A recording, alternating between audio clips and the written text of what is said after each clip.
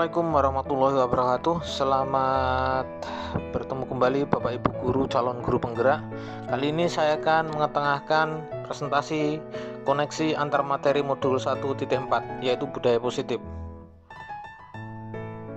Saya Bambang Setio Utomo, SPD kelas 104B calon guru penggerak angkatan kelima Kabupaten Pacitan. Keterkaitan modul yang telah kita pelajari sebelumnya yaitu di modul 1, mulai dari modul 1.1 yaitu filosofi pemikiran Ki Hajar Dewantoro, kemudian dilanjutkan dengan modul 1.2 yaitu nilai dan peran guru penggerak, dilanjutkan lagi ke modul 1.3 yaitu visi guru penggerak, dan yang terakhir adalah modul 1.4 budaya positif. Tujuan akhir dalam mempelajari modul 1 ini yaitu membentuk karakter peserta didik yang memiliki profil pelajar Pancasila. Sebelum kita mempelajari tentang keterkaitan modul ini, marilah kita mereview apa yang sudah kita pelajari sebelumnya, yaitu di modul 1.1 filosofi pemikiran Ki Hajar Dewantoro. Ki Hajar Dewantoro memiliki filosofi pemikiran tentang pendidikan, yaitu yang pertama, menuntun kodrat alam dan kodrat zaman yang ada pada anak agar mereka dapat mencapai keselamatan dan kebahagiaan setinggi-tingginya, baik sebagai manusia maupun sebagai anggota masyarakat. Filosofi yang kedua adalah perpaduan cipta, rasa, karsa, dan karya dalam budi pekerti anak. Dan yang ketiga adalah trilogi pendidikan, yaitu ing ngarsa sung tulodo, ing madya mangun karso, tut wuri handayani. Untuk di modul 1.2 yaitu nilai dan peran guru penggerak, kita mempelajari bagaimana nilai guru penggerak dan peran guru penggerak. Untuk nilai guru penggerak, yang pertama adalah berpihak pada murid, kedua mandiri, ketiga inovatif, keempat reflektif, dan kelima kolaboratif. Sedangkan peran guru penggerak ada 5. Yang pertama adalah pemimpin pembelajaran, kedua coach bagi guru lain, ketiga pendorong kolaborasi, keempat adalah mewujudkan kepemimpinan murid, dan yang kelima adalah penggerak komunitas praktisi. Di modul 1.3 yaitu visi guru penggerak, kita mempelajari tentang adanya inquiry apresiatif, yaitu strategi perubahan kolaboratif yang berbasis kekuatan. Inquiry apresiatif mengaktualisasi potensi masing-masing individu dalam kelompok menjadi kekuatan yang luar biasa dalam melakukan perubahan. Dari inquiry apresiatif ini kemudian terbentuklah sebuah visi. Visi seorang guru berarti gambaran tujuan yang ingin dicapai oleh seorang guru yang memuat nilai-nilai yang diyakininya. Kemudian dari visi ini muncullah prakarsa perubahan, dimulai dari menggali hal-hal yang positif, keberhasilan yang telah dicapai, dan kekuatan yang dimiliki oleh organisasi atau sekolah. Dan setelah melakukan prakarsa perubahan ini, sampailah kepada tahapan bagja. Yang pertama adalah buat pertanyaan, kemudian dilanjutkan dengan ambil pelajaran, kemudian setelah itu gali mimpi, selanjutnya adalah jabarkan rencana, dan terakhir adalah atur eksekusi.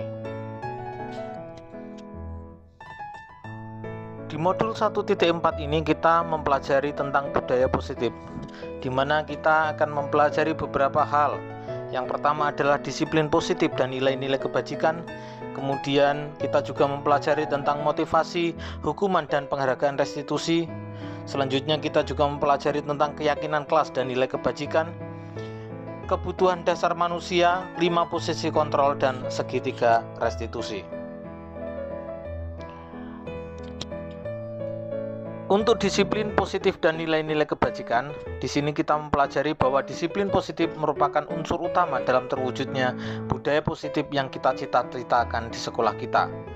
Selanjutnya kita mempelajari tentang motivasi, hukuman, dan penghargaan restitusi. Di sini kita mempelajari bahwa hukuman bersifat tidak terencana atau tiba-tiba. Kemudian konsekuensi sudah terencana atau sudah disepakati terlebih dahulu dan sudah dibahas dan disetujui murid dan guru. Sedangkan restitusi sebagai bentuk refleksi diri terhadap kesalahan dan pencarian pemecahan dari suatu masalah. Selanjutnya kita mempelajari tentang keyakinan kelas dan nilai kebajikan. Keyakinan kelas bersifat abstrak daripada peraturan yang lebih rinci dan konkret. Keyakinan kelas merupakan pernyataan universal. Pernyataan keyakinan kelas senantiasa dibuat dalam bentuk positif, dan nilai-nilai kebajikan yang universal tersebut adalah keadilan, kehormatan, peduli, integritas, kejujuran, pelayanan, keamanan, kesabaran, tanggung jawab, mandiri, berprinsip, keselamatan, dan kesehatan. Selanjutnya kita mempelajari tentang adanya kebutuhan dasar manusia, di mana kebutuhan dasar manusia terdiri dari kebutuhan untuk bertahan hidup, kemudian cinta dan kasih sayang, kebutuhan penguasaan, kebutuhan kebebasan, dan kebutuhan kesenangan. Di modul ini ada sebuah materi yang menarik, yaitu 5 posisi kontrol, di mana 5 posisi kontrol tersebut adalah: 1 sebagai penghukum, kemudian yang kedua sebagai pembuat rasa bersalah, yang ketiga sebagai teman, yang keempat pemantau, dan yang terakhir adalah manajer. Di mana di dalam modul ini kita dituntut untuk menjadi seorang manajer. Kemudian di modul ini kita akan mempelajari tentang adanya segitiga restitusi dalam melakukan penanganan terhadap kesalahan-kesalahan anak. Yang pertama adalah menstabilkan identitas, kemudian yang kedua validasi tindakan, dan yang ketiga adalah menanyakan keyakinan. Kemudian keterkaitan antara modul 1.1, modul 1.2, modul 1.3, dan modul 1.4. Dari pernyataan Ki Hajar Dewantoro, seorang guru harus memiliki nilai dan menjalankan perannya agar mampu menuntun murid melalui pembelajaran yang berpusat pada murid. Dalam mewujudkan hal tersebut diperlukan visi dan langkah yang tepat untuk menyampainya. Melalui metode inquiry apresiatif yang langkah-langkahnya tertuang dalam tahapan Bagja, perlu adanya kolaborasi dan kerjasama dengan semua warga sekolah. Dari tahapan Bagja akan muncul pembiasaan positif hingga terbentuknya budaya positif di sekolah yang dapat menimbulkan rasa aman dan nyaman dalam mengikuti kegiatan pembelajaran. Budaya positif akan mendorong murid mampu berpikir, bertindak, mencipta sebagai proses memerdekakan dirinya sehingga terbentuk karakter profil pelajar Pancasila.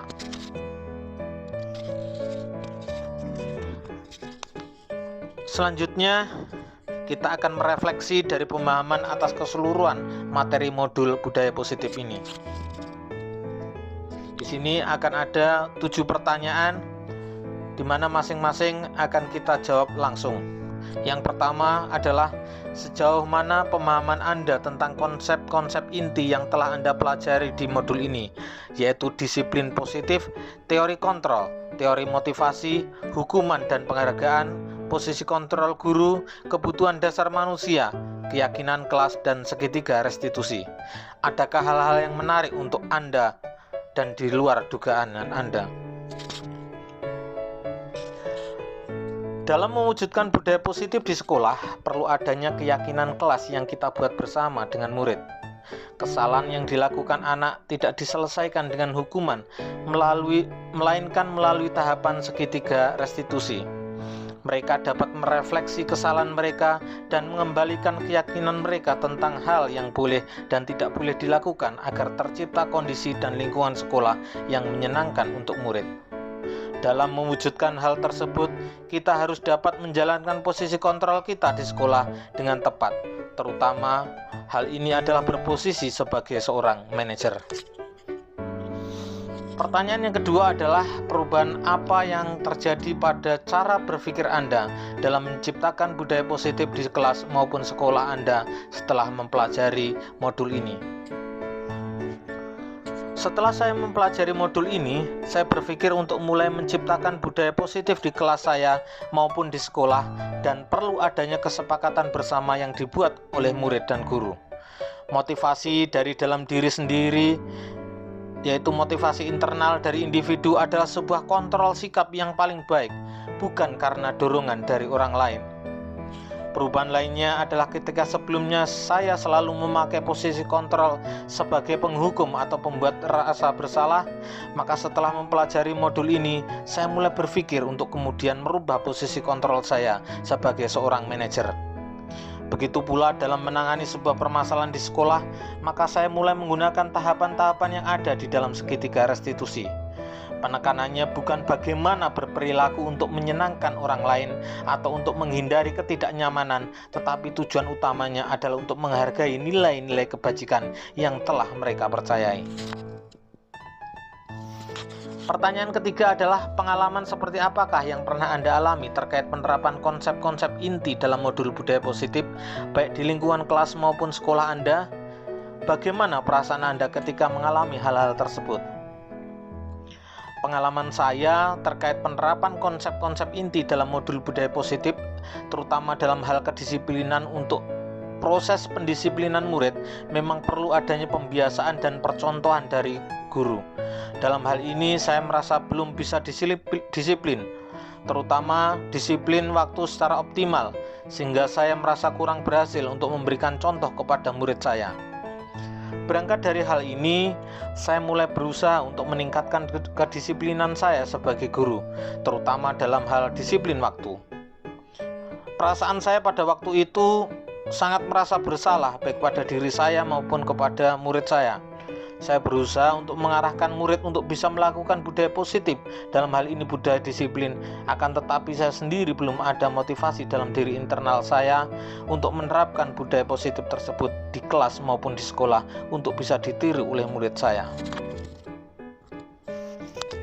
Pertanyaan keempat adalah, menurut Anda terkait pengalaman dan penerapan konsep-konsep tersebut, hal apa sajakah yang sudah baik? Adakah yang perlu diperbaiki? Hal yang sudah baik menurut saya adalah terkait dengan bagaimana membuat sebuah keyakinan kelas. Kita membuat keyakinan kelas bersama-sama antara guru dan siswa atau murid dalam hal ini, dengan mempertimbangkan kebutuhan dasar mereka, yaitu untuk menanamkan budaya positif, baik itu di kelas maupun di sekolah. Untuk hal yang perlu diperbaiki adalah bagaimana merubah posisi kontrol kita yang sebelumnya dari penghukum atau pembuat rasa bersalah, kemudian berubah menjadi seorang manajer, di mana kita sebagai seorang guru harus mampu pula mengarahkan siswa kita untuk menjadi manajer bagi dirinya sendiri. Pertanyaan kelima, sebelum mempelajari modul ini, ketika berinteraksi dengan murid berdasarkan 5 posisi kontrol, posisi manakah yang paling sering Anda pakai dan bagaimana perasaan Anda saat itu? Setelah mempelajari modul ini, posisi apa yang Anda pakai dan bagaimana perasaan Anda sekarang? Apa perbedaannya? Jadi sebelum saya mempelajari modul ini, posisi kontrol yang sering saya lakukan atau saya gunakan adalah sebagai pembuat rasa bersalah dan penghukum. Saat itu yang saya rasakan, saya menganggap tindakan saya tersebut sudah tepat dan sudah sesuai dengan permasalahan yang saya hadapi dari berbagai bentuk kasus ketidakdisiplinan murid. Setelah saya mempelajari modul ini, saya akan memposisikan diri saya sebagai seorang manajer, tidak hanya sekedar membuat murid saya menyadari kesalahan yang mereka buat, tetapi lebih kepada bentuk evaluasi diri sebagaimana menjadi pribadi yang lebih tepat dan dapat meletakkan dirinya sebagai individu yang positif dan berhasil nanti akan membuat watak atau karakter mereka sesuai dengan yang kita harapkan bersama. Pertanyaan keenam, sebelum mempelajari modul ini, pernahkah Anda menerapkan segitiga restitusi ketika menghadapi permasalahan murid Anda? Jika iya, tahap mana yang Anda praktekkan dan bagaimana Anda mempraktekannya? Sebelum saya mempelajari modul ini, saya sudah menjalankan tahapan segitiga restitusi, walaupun itu tidak secara utuh dan saya tidak tahu nama maupun teori sebelumnya. Pada saat ada murid yang melakukan tindakan indisipliner, saya akan cepat menegurnya agar mereka sadar akan kesalahannya dan tidak mengulangi kesalahan yang sama. Yang saya sering lewatkan dalam menangani anak adalah tahapan terakhir dari segitiga restitusi, yaitu menanyakan keyakinan. Dalam hal ini saya lebih cenderung untuk menuntut siswa untuk melakukan hal yang saya anggap benar dalam rangka memperbaiki kesalahan yang mereka lakukan. tanpa kemudian memberikan kesempatan kepada siswa untuk mengungkapkan cara yang mereka anggap benar untuk menyelesaikan sebuah permasalahan yang mereka hadapi. Kemudian pertanyaan ketujuh adalah, selain konsep-konsep yang disampaikan dalam modul ini, adakah hal-hal lain yang menurut Anda penting untuk dipelajari dalam proses menciptakan budaya positif baik di lingkungan kelas maupun di sekolah? Hal yang perlu ditambahkan adalah cara menjalin kerjasama dan kolaborasi yang baik dengan semua pihak, termasuk orang tua, wali murid, masyarakat, pemangku kepentingan, untuk menyukseskan budaya positif di sekolah. Dengan adanya kerjasama akan mendukung tercapainya nilai-nilai kebajikan dalam membangun budaya positif, baik itu di kelas maupun di sekolah. Hal lain yang perlu dipelajari adalah menciptakan sekolah yang well-being, agar siswa bahagia dan sejahtera saat mengikuti pembelajaran di sekolah. Selain itu, siswa dapat berkontribusi apa di sekolah pembelajaran yang menyenangkan akan membawa situasi belajar mengajar menjadi nyaman dan harmonis. Di samping itu, melalui pembelajaran yang menyenangkan, adanya interaksi antara pendidik dan peserta didik dapat berjalan dengan lancar. Kondisi yang seperti ini secara alami akan menumbuhkan semangat belajar siswa yang tinggi dan motivasi mereka untuk terlibat secara aktif dalam setiap proses belajar mengajar. Demikianlah pemaparan dari modul 1.4 koneksi antar materi. Semoga apa yang saya sampaikan bisa memberikan pencerahan bagi teman-teman guru penggerak yang lain. Terima kasih dan salam guru penggerak. Assalamualaikum warahmatullahi wabarakatuh.